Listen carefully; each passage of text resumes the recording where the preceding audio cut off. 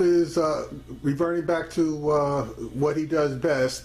Fortunately for him, he's going to New York, where his way of doing things probably is going to count the most, because he is on the attack again on lying Ted Cruz. And being in New Yorkers don't put up with bullshit. So here we go. Even in defeat, Donald Trump didn't waste any time sharpening his attack against Ted Cruz. He released a statement last night saying, in part, not only was he propelled by the anti-Trump super PAC spending, counting millions of dollars on false advertising against Mr. Trump, but he was coordinating with his own super PACs, which is illegal, who totally control him. Ted Cruz is worse than a puppet. He's a Trojan horse being used by the party bosses attempting to steal the nomination from Mr. Trump. Katrina Pierson is a national spokeswoman for the Trump campaign and joins me now. Ms. Pierson, thank you very much. That is one tough statement. What proof do you have that there was actual coordination between Ted Cruz and the super PACs? That would be illegal. Oh, absolutely, and I think that's why Mr. Trump mentioned that in the statement, and my colleague earlier had mentioned the idea of having an event and the senator speaking there, so there's obvious coordination there. They didn't just accidentally happen to be at the same place at the same time with the same goal. Not to mention some of the surrogates 2 weeks before Melania Trump was attacked. There were campaign surrogates talking about the exact same attack ad that came out by another super PAC. So there is consistency with what Mr. Trump is talking about within coordination. But more importantly, this is really about the establishment using the Cruz campaign at this point to try to stop Mr. Trump from becoming the nominee.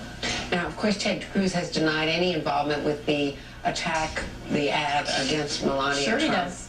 And again, in defeat last night, could Donald Trump have shown, as he did when he was in Florida, shown grace, shown what he would call being more presidential? Instead, you all came out with this lying Ted Cruz attack line, which was rather dissonant with trying to be above the fray and move on to the next fight.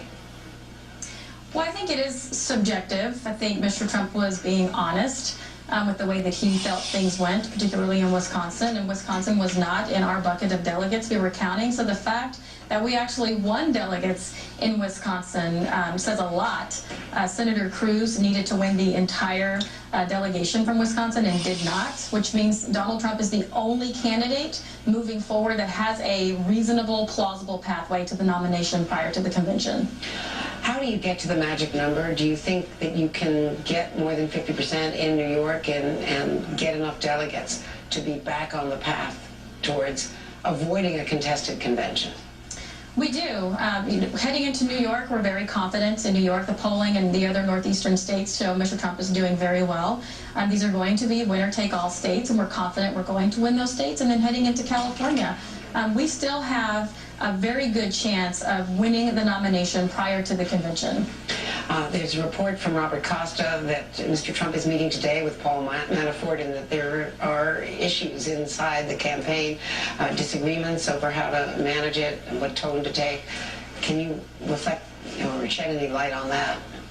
Well, we've been hearing these types of rumors since the beginning. At first, Mr. Trump didn't have a ground game. He didn't have a team, and then we won every state in the South and proved otherwise. So this is just another one of those rumors trying to count Mr. Trump out.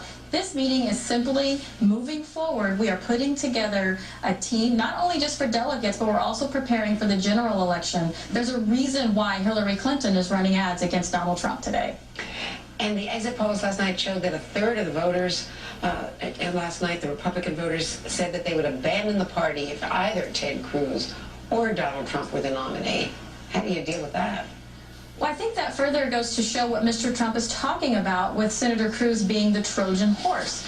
The GOP and the establishment leaders have already said they don't want Trump or Cruz, but it seems that Senator Cruz is the only pathway to try to force this convention that they want to put their own person in. But we're going to be prepared for that as well. We have millions more voters than the rest of the candidates. We'll be going to the convention with the most delegates, and we'll be ready for that fight.